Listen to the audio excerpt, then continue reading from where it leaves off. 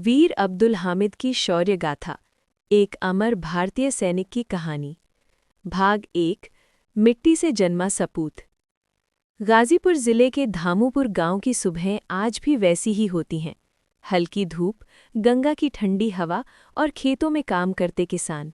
लेकिन सन 1933 की एक सुबह इस गांव ने एक ऐसे बच्चे का स्वागत किया जो आगे चलकर भारत माता का अमर पुत्र कहलाएगा। उस बच्चे का नाम रखा गया अब्दुल हामिद। उनके पिता मोहम्मद उस्मान एक साधारण किसान थे। माँ सकीना बीबी सीधी साधी, धार्मिक और संस्कारों से भरी महिला थीं।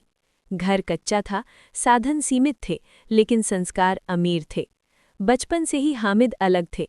जब दूसरे बच्चे खेलते, वो खेत के किनारे खड़े होकर फौजियों की बातें सुनते। जब कोई सैनिक छुट्टी पर गांव आता, हामिद उसके पीछे पीछे घूमता। एक दिन माँ ने पूछा, हामिद, क्या बनना चाहते हो? हामिद ने बिना सोचे कहा, अम्मी, सिपाही, देश का सिपाही।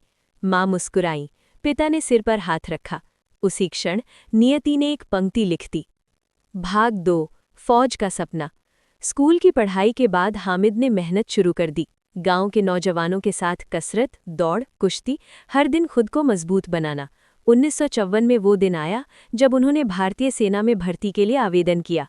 चयन हुआ और वो बने ग्रेनेडियर्स रेजिमेंट का हिस्सा। जब पहली बार उन्होंने वर्दी पहनी तो आंखों में चमक थी, सीने में गर्व और दिल में सिर्फ एक बात, अब जिंदगी देश के नाम। ट्रेन से जब वो गांव से रवाना हुए, माँ की आंखें भर आईं। पिता ने बस इतना कहा, बेटा, जान जाए तो चले जाना, पर पीठ दिखाकर मत लौटना। हामिद ने सलाम किया और चल पड़े इतिहास बनने। भाग 3। सैनिक का जीवन। सेना का जीवन आसान नहीं होता। सुबह की परेड, कड़ी ट्रेनिंग, हथियारों का अभ्यास।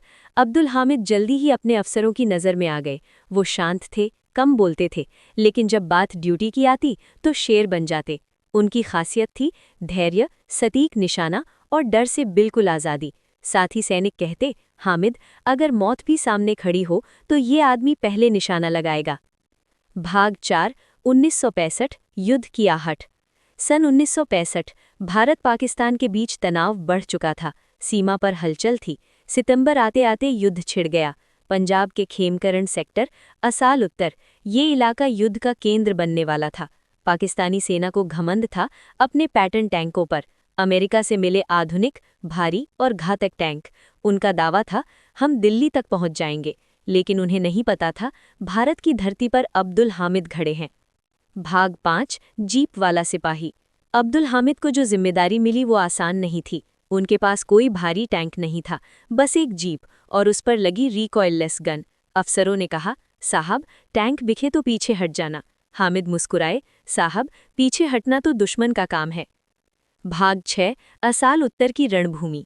चारों तरफ गन्ने के खेत, धुंध, धूल और गोलियों की आवाज़। पाकिस्तानी टैंक आगे बढ़ने लगे। अब्दुल हामिद ने जीप को खेतों के बीच छुपाया, सांस रोकी, नज़र टैंक पर, उंगली ट्रिगर पर। धड़ाम, पहला पैटर्न टैंक जल उठा। दुश्मन घबरा गया। उन्हें समझ नहीं आया हमला कहाँ से हो रहा है। हामिद ने जगह बदली, फिर निशाना, दूसरा टैंक ढेर, फिर तीसरा, फिर चौथा। एक सिपाही, एक जीप और दुश्मन की पूरी टुकड़ी कांपने लगी। भाग 7। मौत से आंख मिचौली। अब दुश्मन समझ चुका था, ये कोई साधारण सिपाही नहीं।